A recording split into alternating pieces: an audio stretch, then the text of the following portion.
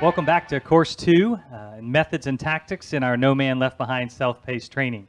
In the last session, you used the head, heart, hands chart to define what a disciple looked like and the kind of man that you're trying to produce. In this session, we're going to talk about how do we create momentum with men by providing value for them. I'm wondering, guys, I imagine that you've had an experience where a leader provided value for you at one time in your spiritual journey. How was that impactful, and how did that help you grow? You know, I remember when I was going through a little bit of a rough time in my marriage and in my spiritual life. A guy called me up, a leader in our church called me up, and he said, "Hey, there's a group of guys getting together, and wondering if you might want to come and be a part of that, and just come check it out. And we're gonna do a small group." And you know, as he and I talked, he was really listening to what the needs that I had were, where I was at. In my marriage and my relationships, and he said, you know, those are the kinds of things that we're going to talk about. That's exactly what we need to do. We need to do this together. And so, you know, I felt like I had a group of guys that knew where I was coming from, that I could be authentic with, but that were willing to meet me right where I was at that point. It was fantastic. It really drew me in. This kind of goes to the point of getting stuck, and I've been stuck a lot of times on the journey. You just don't know whether to go to the left or to the right.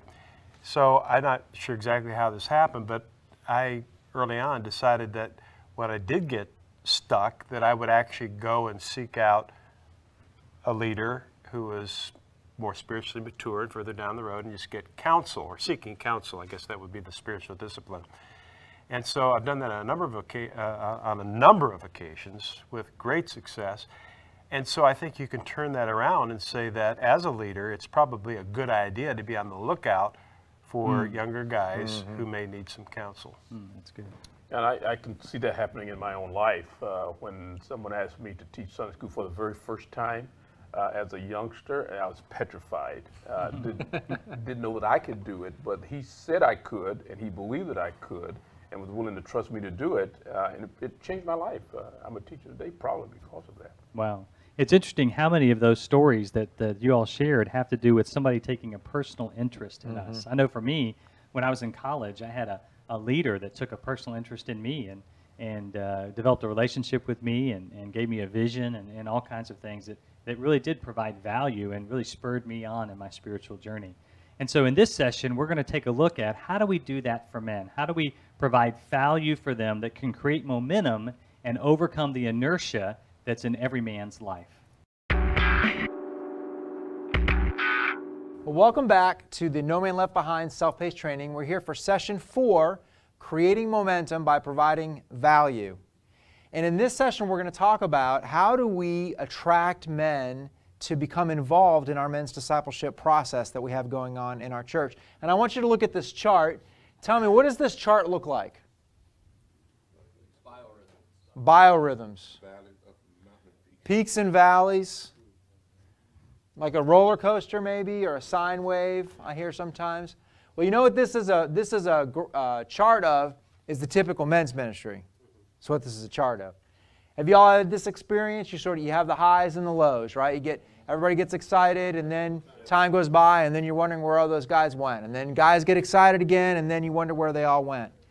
The interesting thing about this chart, though, is that it can help you evaluate what's going on in your ministry to men, in your men's discipleship activities, by the distance between the peaks. What do I mean by that? Well, if the distance between your peaks is, say, several months or years apart, what that means is that you probably had a dynamic leader who was able to attract around himself a good group of committed leaders, and those guys together, they went after it. And they were able to build, over a period of time, a successful, dynamic ministry to men.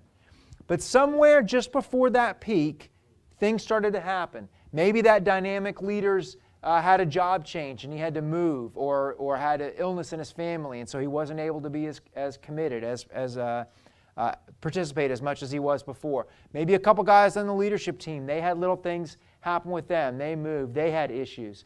And so what happened was that the ministry peaked, and nobody even knew that it peaked. And then when it was just past that peak and headed down, all of a sudden one day some of the leaders turned around and looked and realized that half their leaders were gone and their ministry was on the decline, and it might have taken almost as long to build it to rebuild it again. And so you have this peak and valley thing that happens because you have a dynamic leader, but you don't have some kind of succession plan. Remember we talked about if you just get a small group of leaders and you keep that group of leaders insulated, yeah, they can build a dynamic ministry, but if they're not bringing more men into leadership and preparing another guy to step into that leadership, that primary leadership role, eventually this is what your men's discipleship efforts are going to look like. If the distance between the peaks, though, are only months long, chances are what you have is an event-driven ministry. And frankly, this is the kind of ministry that we see the most often when we go and talk to churches. There's a big event, and they do a lot of hype in the church, and they rent the buses, and they get everybody on the bus, and they go to the stadium, and they do the event. And everybody gets excited, and everybody's really on fire. And then they come back from the event, and they talk for a couple weeks about how on fire they are. And then 2 or 3 months go by, and everybody starts looking around, and they're like, well, where's Joe? Where's Frank? Where's Pete? He was really excited. And now he's disappeared again. And so then they think about what the next thing. Well, we're going to have this big retreat. And it's going to be a lot of fun. We're going to play paintball. We're going to go whitewater rafting. We got to get guys to go on the retreat. And so they build up the hype. They hand out flyers. They make funny videos to show in the church service. And they get a bunch of guys to go. And guys on the trip, man, they're on fire, aren't they? You hear testimonies and guys saying, man, this is exactly what I needed. I'm awakened again. And then a month or 2 months or 3 months goes by, and you look around, and that guy that made that big confession that he was going to change his life, and this other guy that said he was, lukewarm, and now he's on fire again, they're gone. And so what we end up with is this roller coaster ministry. The problem is that this is not really what it looks like. It doesn't really look like a roller coaster with a peak after a peak after a peak after a peak. Because what happens over time, if you keep your men on this roller coaster, each peak will be lower than the peak before. Because repeated failure inoculates your men against being involved, and inoculates your men against men's discipleship. Because they go, well, what's the point? We're all going to get excited, and then everybody's going to go away again. And then we're all going to get excited, and then everybody's going to go away again.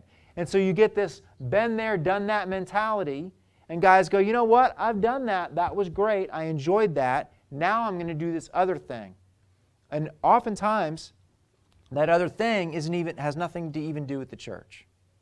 And so we've got to prevent this roller coaster ministry. Otherwise, we will just simply be telling guys, this is just another thing in your life. Try it for a while, and then you can move on to something else. We don't want to just get a bunch of guys excited and then have them leave. We want to sustain their interest. We want to sustain their participation in discipleship so that they can sustain themselves on their spiritual journey, growing closer and closer to Christ. And that's what the Create, Capture, Sustain cycle is designed to do. Specifically, it's designed to break this cycle of up and down, up and down, up and down. And so the first step in breaking this cycle is that we do need to figure out, all right, how do we attract guys? How do we get guys involved in the activities that we're having for men in the church? And the first thing that I'd like to remind us about is these categories of men that we had. Remember we talked about the 5 types of men. Men who need Christ, men who are cultural Christians, men who are biblical Christians, and leaders. And then we talked about these hurting men go across all of the different types of men.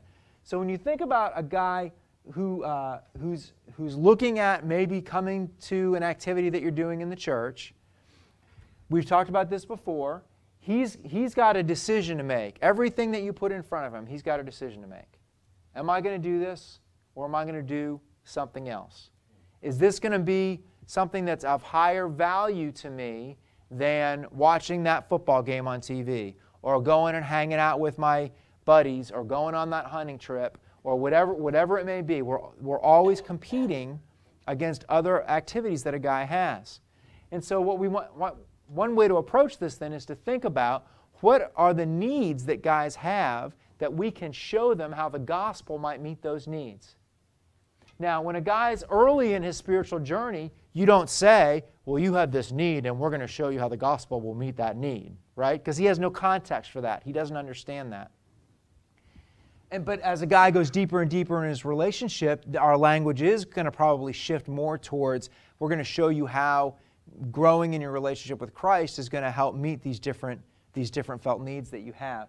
And so let's think about what are the kind of needs and interests that a guy might have based on where he is spiritually, these felt needs that a man might have. So what do you think a felt need is, a typical felt need is for a guy that's just out there in the world who probably has maybe no interest in spiritual things, or maybe not more than a passing interest in spiritual things? What are the things that he is interested in, that he's thinking about? Friendship.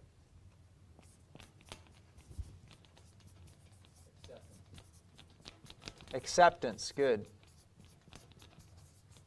Someone to love him. Say that again. Someone to love him. Someone to love him.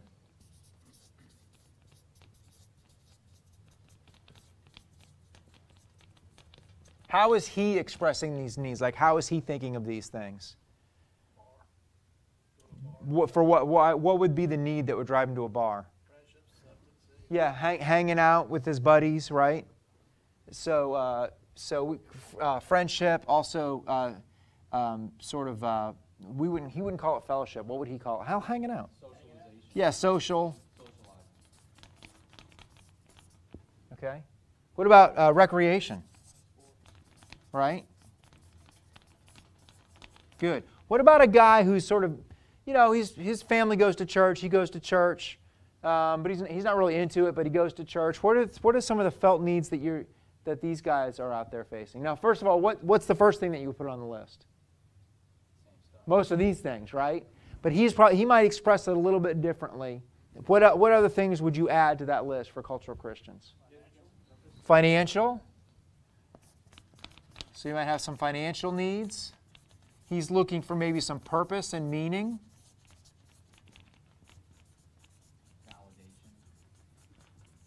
Good. Validation. What do you mean? Tell me a little bit more about validation. That what that man is doing is being received and acknowledged. That what I'm doing is worth something. Yeah, good. What else? Especially the right things. The right things. Good. What else would you put under here? Somebody that he can relate to or that's like him. Okay. So this guy might be looking for buddies. Buddies. Whereas this guy is now sort of going to the next level, right? He's looking for friends. See the difference? So I hang out with my buddies at the bar, but my friends are maybe the guys that I talk to some of these other things about. Okay, what about biblical Christians? So what's the need that he's meeting with that? Okay, so he wants to grow closer to Christ, right? Now he's beginning to think about these things because now he's a biblical Christian. He's a guy who believes in the gospel. So now he's probably a lot more interested in spiritual things. What else would be a felt need for these guys? Intimacy, emotional intimacy. So emotional intimacy. Is there a manlier word that we can use for intimacy? Connections, how's that? All right. You said relationships, that's good. And what's he going to look at these relationships? If this guy wants buddies and this guy wants friends, what does this guy want? It's kind of like A deeper relationship. Well, as far as with his friends, though. it's kind of like somebody accountability. Accountability, good. So what his felt need is probably for brothers, right? Someone that can walk with him, that can challenge him, that can hold him accountable. And so you'll see this progression actually with a lot of felt needs is it's sort of the same felt need as you go along, but it begins to be expressed in more and more spiritual terms as a guy moves forward in his walk with Christ, okay? Anything else that you would put here? I think these guys, they want like Bible knowledge. So they want to know Christ better. They want to know the Bible better. They want to know their brothers better. They want to have real connections. Now, this guy's looking for someone to love him. This guy's probably got issues in his marriage and as a father, maybe. This guy's obviously, now this guy wants to learn how to lead his family. See the difference? So this guy's looking for love. This guy's, probably trying to figure out how do I be a good husband? He's probably, what does it mean to be a good husband? He might think that being a good husband means like getting home by 5:30, earning a living, buying life insurance. Like that makes me a good husband. Okay? Whereas this guy now, he's trying to think about how do I lead my family? How do I provide a safe environment for my family? And then what's a leader thinking about, for instance, in relationship to his family? A guy that's sort of on the right side of the biblical Christian. A legacy. How do I leave a legacy? Growing others. Yeah, how do I introduce or lead my family to Christ, right?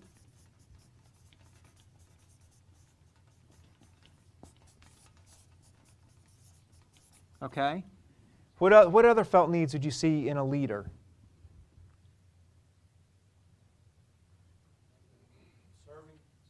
Yeah, fine. So maybe I want to know what my spiritual gifts are and how to use them.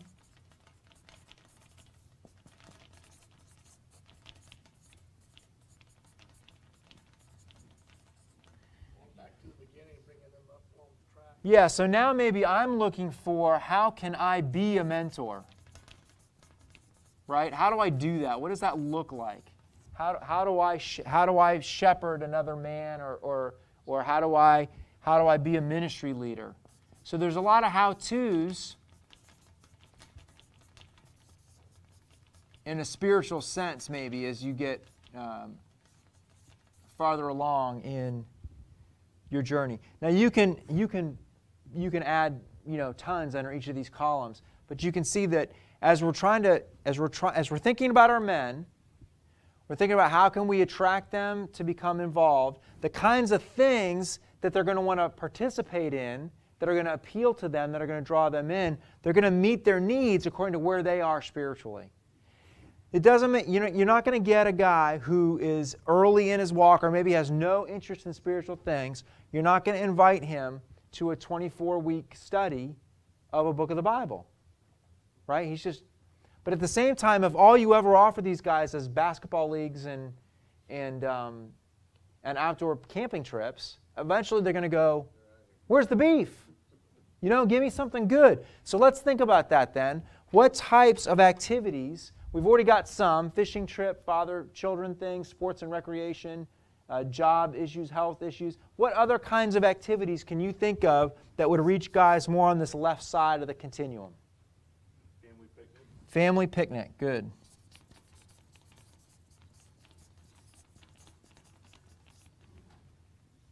Look at these felt needs and tell me what kinds of things might meet those needs.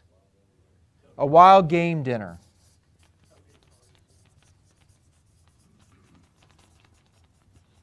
Maybe like dinners around big sporting events, like the big, and the Final Four, Super Bowl, things like that. Dinner at like Super Bowl, etc. What else? How about like maybe a parenting seminar? If you could frame it in a way that's like, we want to help you be a better parent. These father-child things, these dances and things like that are all great. So parenting opportunities. All right. What about more on this side? What kinds of events and activities would draw a guy who's a biblical Christian or a leader in? Yeah, so maybe a retreat. What else? Man in the Mirror studies. So certain Bible studies would do it, absolutely.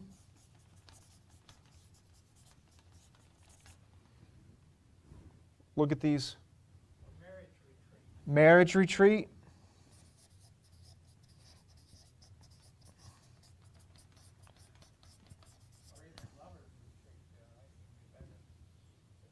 Okay. Small groups, right? These guys going to do small groups? Not so much, right? Not small group Bible study. How could you get these guys into small groups? How about calling it a softball team? How's that for a small group? Meets weekly, has a common goal, has a set membership, somebody's in charge.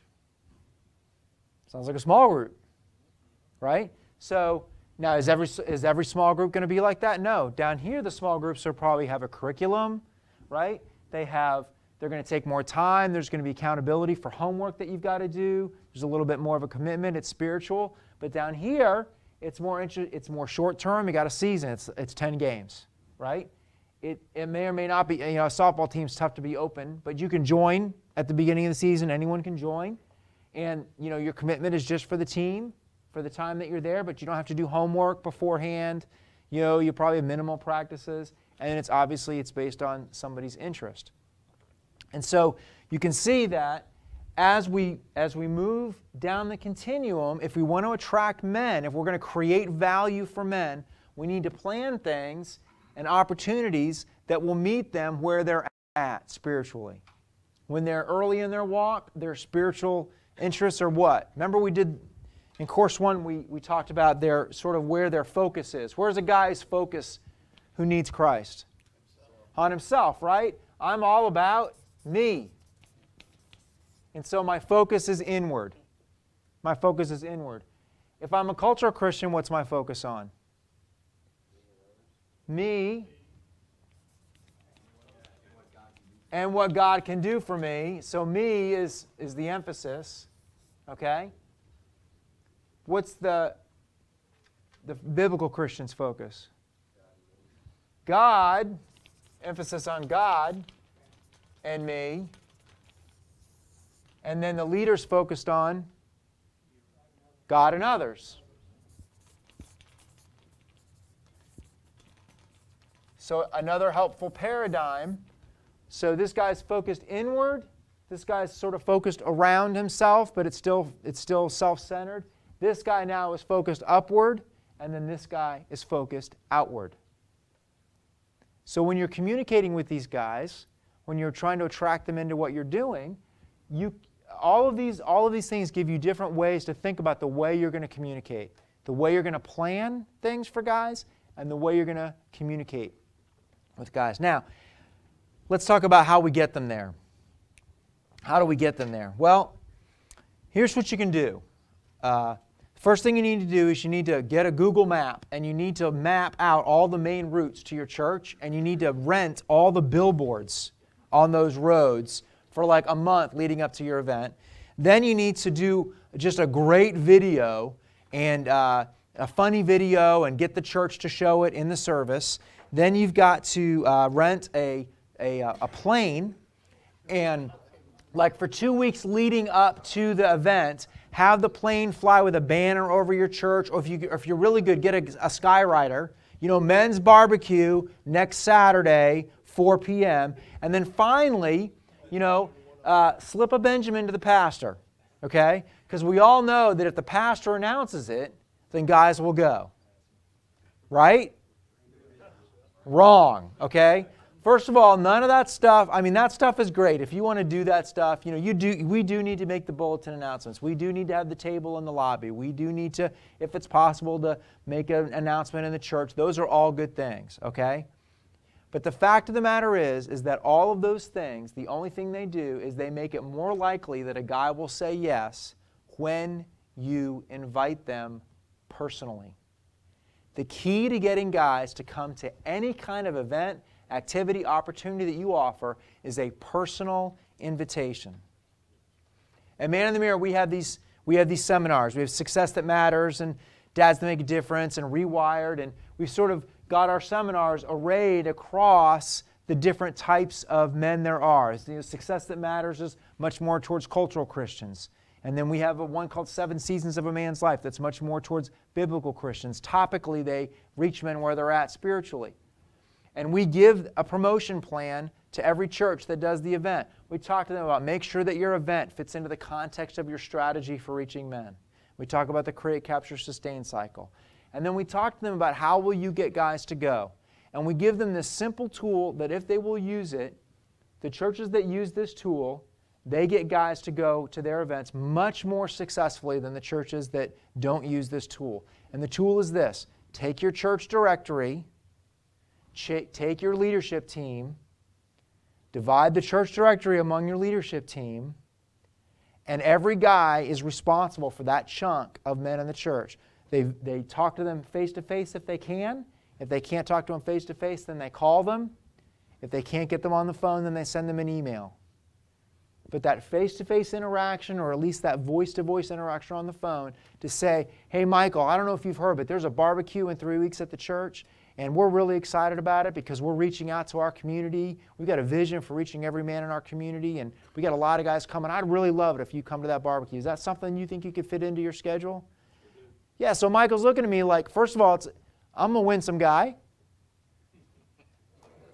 Thank you. It's hard to say no to me when I ask you face to face, right? But also now, it's not just that. It's that somebody's taking a personal interest in me. Someone is saying, hey, I want you to come to this barbecue. I'm asking you to come to this barbecue. It's like, I tell guys, and inside the heart of every man is a junior high school student who switched schools in the middle of the year, and he's walking into the lunchroom on his first day in the new school. And he knows that the table that he sits at is going to establish his destiny in that school until he gets out of it, right? And so he's constantly afraid of going to the wrong place, doing the wrong thing. We don't want to act like that. We want to act all tough and macho on the outside. But on the inside, we don't want to make a bad call. So when somebody says to me, hey, I want you to come with me to this event, to this activity, it's like, okay, this is cool to go to. This is okay. And so if you want to get guys to go to your stuff, you have to ask them personally. One final thing. You can create value, you can create momentum in a man's spiritual journey without an event. It's not just about an event. When I go to a guy and I say, hey, would you like to have coffee with me? That's a create value opportunity. I might be meeting, I like to work with young guys. I like to talk with the guys in their 20s a lot. And what I found is they're okay with events, but you know what they really crave? They just want to hang out. I've got 2, 3 guys that all I have to do is say, hey, you want to have coffee tomorrow? And I don't even get the word tomorrow out. Yeah, where, when? They just want to come and hang out. And so every time, every activity or every opportunity that you have to interact with a man, that is a create value opportunity. Don't rely just on events, either on men's events or on the events that are going on in your church. But recognize the value to many men, especially men on the left side of the continuum, just the value of having someone take an interest in them, having someone spend a little bit of time with them and talk to them about real things, not just about the sports and the weather, but about real things, about what's going on in their life, about what's going on in their heart. And those are all opportunities to create a relationship, to create momentum in a man's walk, to make it more likely then that the next time you ask him to do something, to come to something with you or to get involved in something, he's going to, oh yeah, that's Brett. That's the guy that has taken me to coffee a few times and hung out and asked me questions about my life. Yeah, I'll do that with him because I trust Brett. I've got a relationship with Brett. I'll go to that next step with Brett.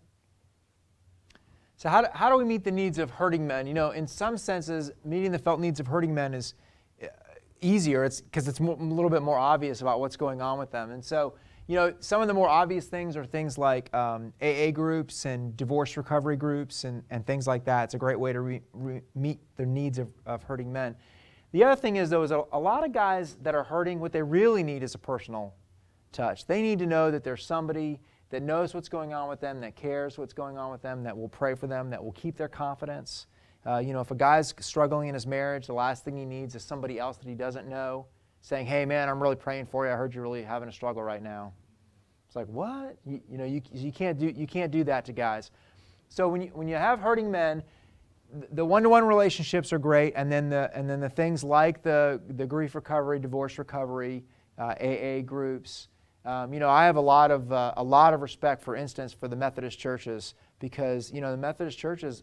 You go across the country, look at Methodist churches. There are AA groups in tons of these churches, and they're reaching out. It's a great way to reach out beyond your walls to guys in the community that need a place to go to connect. And what better place to find to connect to meet this incredible need that they have than in the church? So look at the guys, figure out what's going on. The other thing is that you'll see with all guys are hurting in some way in this area, is in the area of finances.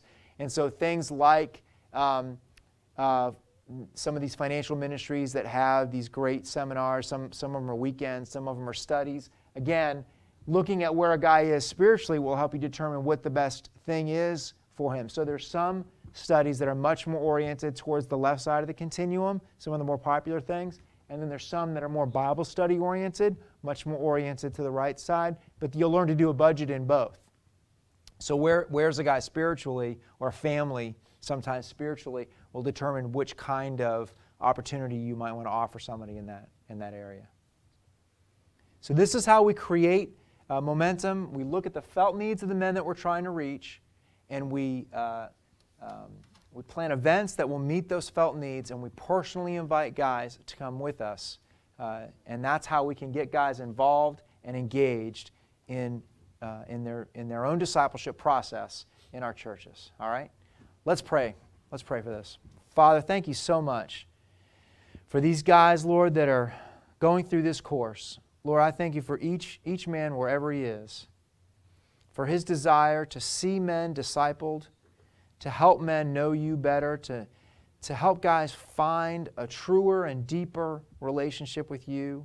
Lord, I pray that you would take the lessons that we're learning together, you would take the activities that we're doing together, Lord, and that you would bless them, that you would make them effective for building your kingdom. Lord, that you would bless these men, these leaders, as they seek to reach out to the men around them and build your kingdom. In Jesus' name we pray. Amen. At the end of Session 4 in your Methods and Tactics workbook, you're going to find questions for discussion and application. Talk about those amongst the members of your team. And then you're going to move to the planning section, and we're going to begin to work on an activity planning sheet. We're going to actually use this for several sessions. And so what you're going to want to do is to work on the section of that sheet that's identified and labeled as corresponding to Session 4.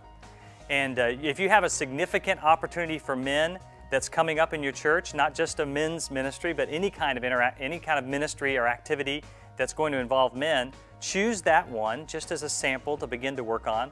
Or if you'd like, come up with a brainstorm or a draft idea to work on to see what it would look like to start a new event or activity. Either one of those will work. But for Session 4, work on the section of the form that's labeled for Session 4, and then you'll continue to work on that in the sessions to come.